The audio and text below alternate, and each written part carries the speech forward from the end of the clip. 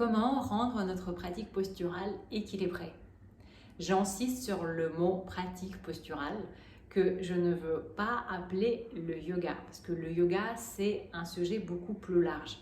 Dans cette vidéo, nous allons parler seulement de la pratique posturale et de toutes les composantes qui la rendent complète, équilibrée, riche, mais il s'agit seulement de la pratique posturale.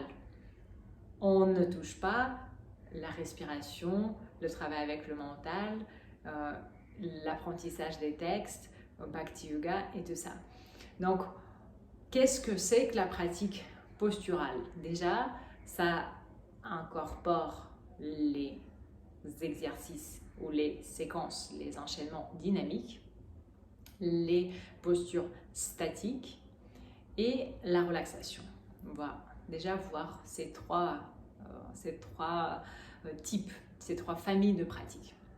Ensuite, ayez toujours dans le coin de la tête que nous pouvons faire les différentes pratiques dans différentes stations. Les stations, ce sont les placements du corps dans l'espace, c'est-à-dire debout, à quatre pattes ou agenouillé, sur le ventre, sur le dos, assis et la position inversée. 6 stations majeures. Sur le côté aussi, mais on le place soit avec position sur le dos, soit sur le ventre. 6 stations majeures. Donc déjà, il y a ça comme diversité à avoir. On peut faire les mêmes postures dans la même position du corps, mais sur les stations différentes et l'effet ne sera pas le même. Un petit devoir à domicile, peut-être vous pouvez m'écrire qu'est-ce que vous comprenez. Juste, je répète ma question, mon petit devoir spontané comme ça. Trouvez les postures où la position du corps est la même, mais dans les stations différentes. Je donne juste un exemple, un petit exemple. La posture du chameau, Ustrasana, c'est la même position du corps, exactement la même que Dhanurasana, la posture de l'arc. Donc si vous pouvez me donner plus d'exemples, ça sera drôle, et pour moi et pour vous. Ok, je continue. Donc il y a les 6 stations. Et ensuite, il y a les types de mouvements. Il y a le type de travail avec notre corps, le type de manipulation du corps. Donc, quand vous faites une séquence, encore une fois qu'elle dure 20 minutes ou 2 heures, essayez d'avoir au moins une flexion avant, se pencher vers l'avant, dans n'importe quelle station. Une flexion arrière, dans n'importe quelle station, contre ou avec la force de gravité. Une flexion latérale, les flexions latérales, il n'y en a pas beaucoup, mais c'est important de placer à chaque fois. Si vous faites et les exercices dynamiques et les postures statiques, faites au moins dans l'un des blocs. Ensuite, une torsion, donc ça fait 4, flexion avant, flexion arrière, flexion latérale vers le côté. Une torsion, encore, peu importe la station, torsion ça peut être quelque chose de très physique, de l'ordre du renforcement ou bien relaxation, torsion relaxante. Ensuite, une posture d'équilibre, souvent on les oublie. Une posture d'équilibre, attention, c'est pas seulement les postures debout, les équilibres debout. Ça peut être tout à fait les équilibres sur les bras ou les équilibres accroupis ou même agenouillés. Une posture ou pratique d'ouverture du bassin, ça c'est très important par rapport à Paranavayu, par rapport au sujet du féminin et puis aussi le bassin en général. Une ouverture du bassin, au moins une, et une inversion. Inversion ou semi-inversion, sauf si vous avez les contre-indications.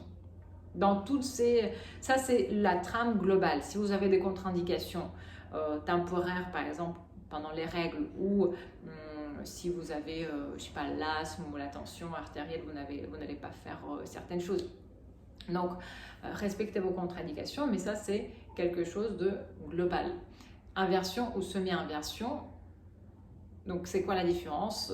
Les semi-inversions, c'est quand notre tête est au même niveau ou plus bas que le cœur.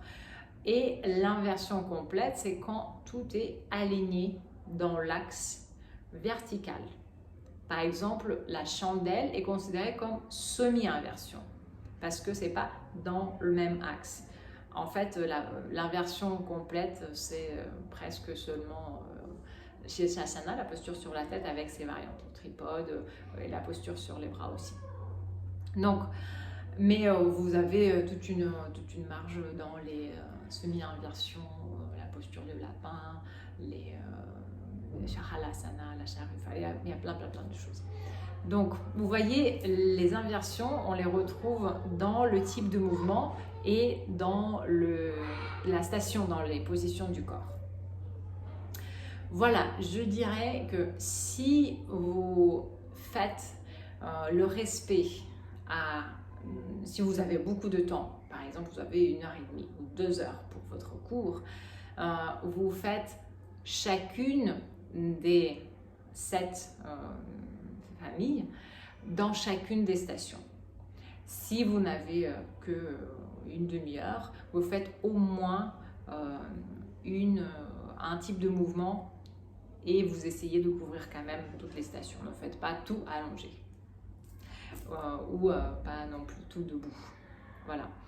Donc ça rend notre pratique posturale, ma pratique de yoga, pratique posturale, intégrale, riche, variée aussi, parce que quand vous visitez toutes ces possibilités, et ben votre séquence, elle n'est jamais pareille, elle va beaucoup changer, évoluer, et je vous invite à vous inspirer des planches de Yoga Ayurveda où chaque séquence a un thème et chaque séquence inclut les principes dont je viens de vous parler. Et vous êtes les bienvenus à créer vos propres séquences à l'aide des cartes je pratique. C'est vraiment, une fois qu'on a intégré ce principe, cette compréhension, après ça devient facile et joyeux. Il n'y a pas de stress à qu'est-ce qu'il faut faire, qu'est-ce qu'il ne faut pas faire. Bien sûr, c'est bien de s'inspirer de ce qui a été déjà fait. Je parle des séquences, je sais pas, Ashtanga, des séquences de Shivananda. C'est très bien, mais le yoga nous donne une multitude d'outils qui ne doivent pas être mis de côté. On ne devrait pas se dire « Ok, je fais juste une séquence toute la vie » ou « Je fais 5 séquences toute la vie, tout le temps, la même chose ». Non, en fait, la diversité des outils nous a été donnée pour que nous puissions être à l'écoute des choses qui ont besoin d'être harmonisées, reparées et qu'on puisse piocher exactement ce qui nous correspond aujourd'hui, ce qui correspond à moi et pas à quelqu'un sur le tapis à côté. Et puis